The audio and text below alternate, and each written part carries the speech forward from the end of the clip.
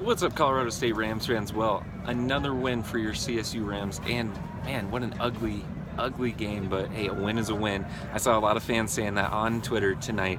44-42, your Colorado State Rams improved to 5-2 on the season, knocking off the 1-6 Nevada Wolfpack. And wow, the Wolfpack really gave CSU everything that they could handle. CSU, they jumped out to a 14-0 lead, and everything looked like it was going to go their way when Nick Stevens connected with Michael Gallup, who ran through arm tackles and was able to run into the end zone for 56 yards. And then later on the next drive, CSU was able to score again when Stevens connected with Gallup on a fade to the back of the end zone. 14-0, CSU led early. And again, it looked like the CSU Rams would walk all over the Nevada Wolfpack. It was anything but that. Not so fast. Nevada, they were able to manufacture a 15-yard, 77-yard drive, 15 play, 77 yards, capped by a pass from Ty Ganji to Trevion Armstrong. 14-7, the Rams led early. The Rams looking to push that lead back up to 2 scores. Well, Dietrich Clark, he fumbled the ball, and actually the refs, they called it a fumble on the play. After they reviewed it, they said that the play stand, it wasn't a fumble. It shouldn't have been Nevada's ball, but Nevada was able to capitalize on that turnover, tie the game up 14-14 when Kelton Moore, the running back, he actually caught a throwback pass, threw it 57 yards to McLean Mannix for the score, and it was 14-14 quickly. It was clear at that moment that Nevada would bring their A game, and they did all game long. CSU, they did not bring their A game. They got up to that 14-0 lead, and then they seemed to let off the gas. And if you did not like defense, this was the game for you. It was offense, scoring up and down, back and forth. CSU was able to finally put another score on the board when Izzy Matthews was able to truck over somebody. So it was 21-14. But then again, Nevada was able to put together another long drive, and Kelton Moore was able to cap that off on a direct snap when he scored, and then it was 21-21. Luckily for the Rams, they were able to score again when Stevens hit Dalton Fackrell for the touchdown in the end zone. 28-21 at halftime. Again, there was no defense, and as you can see my breath, it was a cold game. Defense, they didn't show up for CSU. They finally did in the second half. They forced a 3-and-out. It was the first one of the entire game for either team on Nevada's first drive, but the offense couldn't capitalize for CSU. So finally the defense woke up. The offense, they kind of fell back asleep in the second half to start the second half at least. And Nevada, they finally got it going again when Kelton Moore caught a 70-yard touchdown, or a screen, He didn't score on that play, but a couple plays later, Ganji found Diane Hanley in the end zone for a score, bringing the game to 28 with 10 minutes to go in the third. Again, lots of scoring, no defense on either side, especially for CSU. It was kind of crazy considering how well the Rams' defenses played, how much they have exceeded expectations all year long. Tonight, they just stunk all up and down for most of the game until the very end, at least.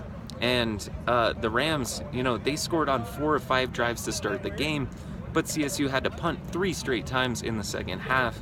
Meanwhile, after tying the game, Nevada's Ty Ganji, he was able to hit Wyatt Demps for a 65-yard touchdown.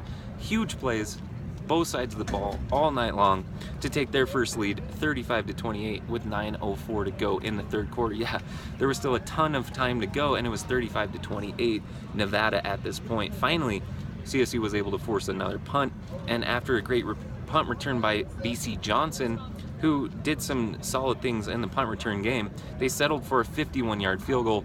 Wyatt Bryan was good. He booted that home. CSU still trailed at that point, 35-31, with 20 minutes to go. Nevada, they were able to score again with the quickness to push their lead back up to 42-31. And then Dalen Dawkins, he ran the ball 59 yards to the house, and Nevada still led 42-38. Still in the third quarter, Nevada led 80 points combined. It was scoring. No, there was no such thing as defense in this game. It was pretty laughable, actually. Colorado State, they were able to put another score on the board to none other than the galloping goat, Michael Gallup. He had 13 catches for 263 yards. He was 2 yards short of a single game record for the Colorado State Rams. He had 3 scores in the game. It was a career night for him.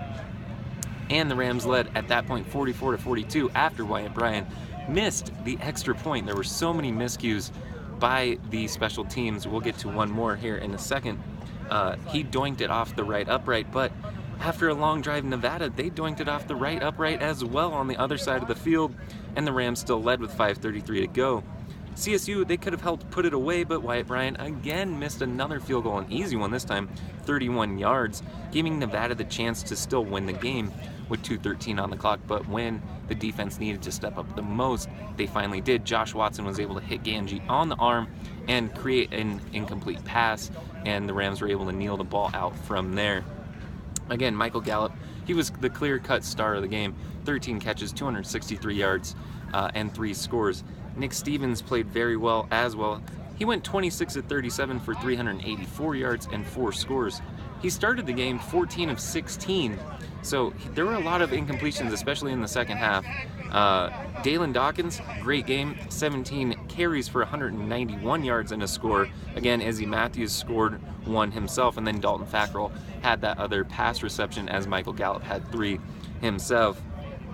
For Nevada, Ty Ganji, 428 yards passing. That's got to be close to a career day for him for 4 touchdowns. Kelton Moore had the touchdown himself.